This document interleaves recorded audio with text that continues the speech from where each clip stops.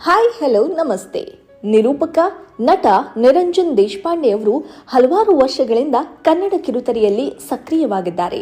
ತಮ್ಮ comic timing ಮೂಲಕವೇ ವೀಕ್ಷಕರನ್ನ ನಗಿಸುವ ನಿರಂಜನ್ ಸದ್ಯ ಭರ್ಜರಿ ಬ್ಯಾಚುಲರ್ಸ್ 2 ಶೋನಲ್ಲಿ ನಿರೂಪಕರಾಗಿದ್ದಾರೆ. ಕಲರ್ಸ್ ಕನ್ನಡದಲ್ಲಿ ಫೇಮಸ್ ಆಗಿದ್ದ ನಿರಂಜನ್ ಈ ಬಾರಿ ಜಿ ಕನ್ನಡ ವಾಹಿನಿಯಲ್ಲಿ ಕಾಣಿಸಿಕೊಂಡಿದ್ದಾರೆ.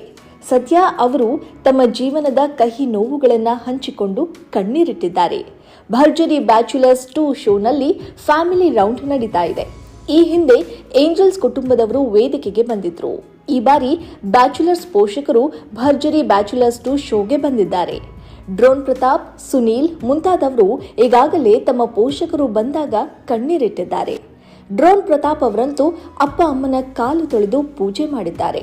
ಹಳೆಯ ಘಟನೆಗಳನ್ನೆಲ್ಲ ನೆನೆದು ಗೊಳೋ ಅಂತ ಅತ್ತಿದ್ದಾರೆ.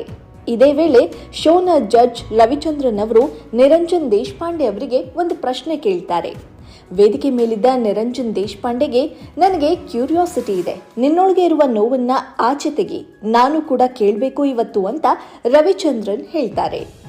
ಆಗ ಭಾವುಕರಾದ ನಿರಂಜನ್, ನಾನು ಚಿಕ್ಕೋನಿರುವಾಗಲೇ ನಮ್ಮ ತಂದೆ ತಾಯಿ ದೂರವಾದ್ರು. ನಾನು 18ನೇ ವಯಸ್ಸಿನಲ್ಲಿ ಮನೆ ಬಿಟ್ಟು ಆಚೆ ಬಂದೆ. ಒಬ್ಬೊಬ್ರು ಒಂದೊಂದು ಕಡೆ ಇದ್ದಾರೆ ಅಂತ ಹೇಳ್ಕೊಂಡಿದ್ದಾರೆ. ಇದಾದ ಮೇಲೆ ನಿರಂಜನ್ ದೇಶಪಾಂಡೆ ಅವರ ತಂದೆ ಕರೆ ಮಾಡಿದ್ದಾರೆ. ಆಗ ಇನ್ನಷ್ಟು ಭಾವುಕರಾದ ನಿರಂಜನ್ ಕಣ್ಣೀರಿಟ್ಟಿದ್ದಾರೆ.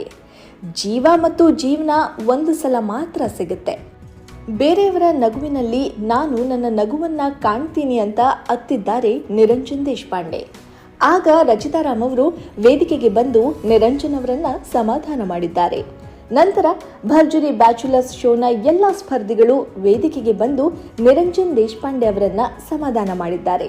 ಕೊನೆಗೆ ರವಿಚಂದ್ರನ್ ಸಹ ವೇದಿಕೆಗೆ ಬಂದು ನಿರಂಜನ್ ಅವರನ್ನ ಸಂತೈಸಿದ್ದಾರೆ.